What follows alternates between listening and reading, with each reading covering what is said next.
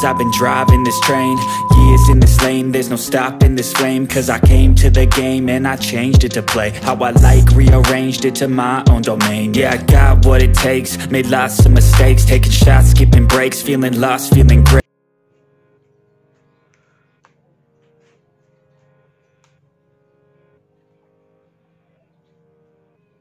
Walang power sa amin ngayon, and may share akong isang trick para magkaroon ka ng wifi, possibly kahit walang kuryente.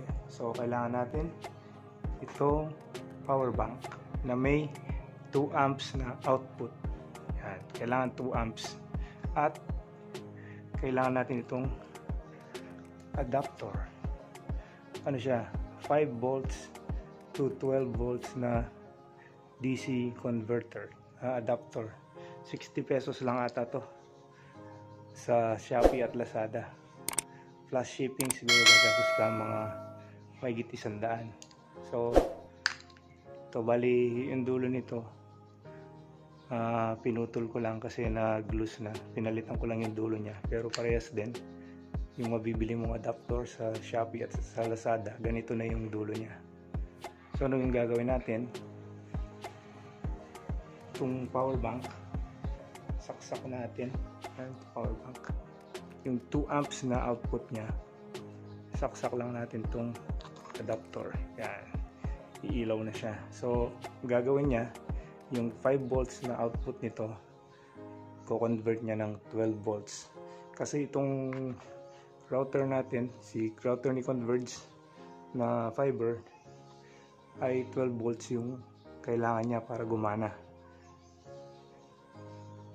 Tinry ko na to sa ibang router ng Converge, yung hindi fiber, gumagana lang yung router pero hindi siya nagkakaroon ng connection. Pero dito sinubukan ko, gumana naman.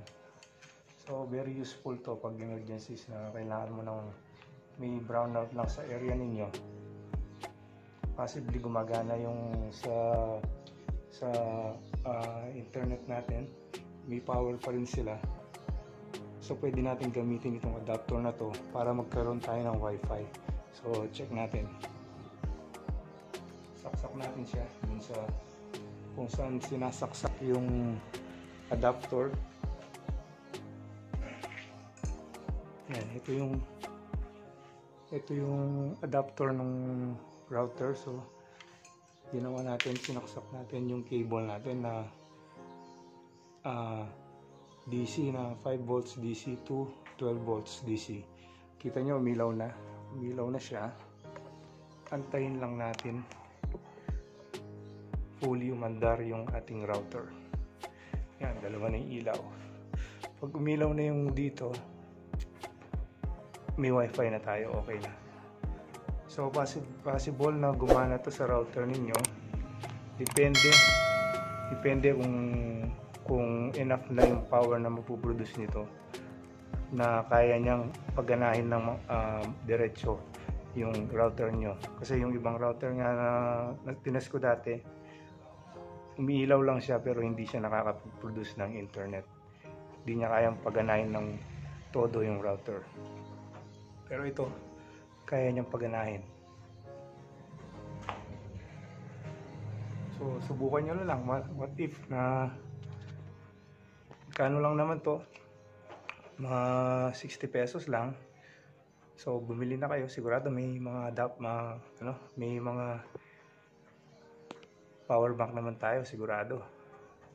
So subukan nyo lang, baka maging useful sa inyo kung sakaling kailangan nyo ng internet na walang power sa lugar ninyo. Ayan, umandar na siya.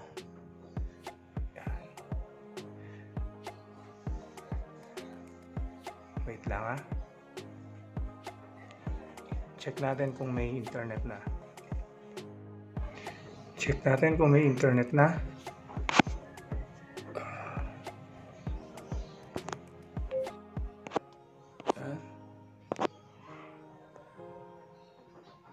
Ayan. Kita nyo. Connect tayo.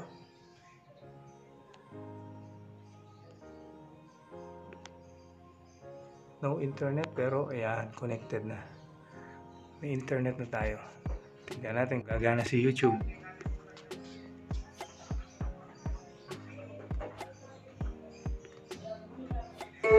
May internet na tayo. Okay na. Son Caballes, I'm 25 years old. I'm 33. May internet na tayo. Teka. Ayan. Anda na. So working siya. Working. Pwede natin itong gamitin.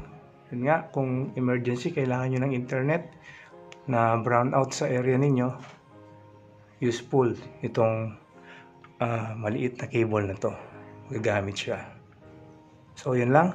I hope na nakapag-share ako ng konting kaalaman sa inyo.